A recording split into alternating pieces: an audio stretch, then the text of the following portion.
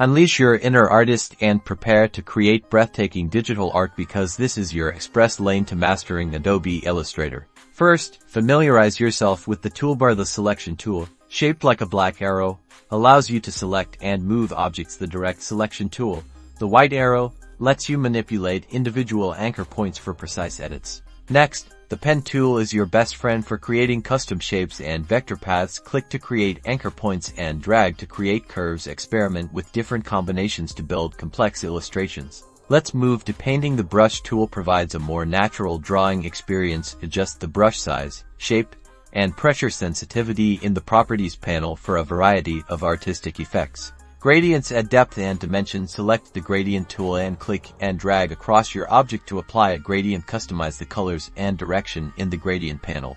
Now, stay organized. Layers are essential. Create new layers, rename them descriptively, and rearrange them to control the stacking order of your elements. Finally, remember that Illustrator is all about vectors, meaning your artwork will stay crisp and clear at any size. Keep exploring, experimenting, and creating. Now get out there and start creating stunning digital art in Adobe Illustrator.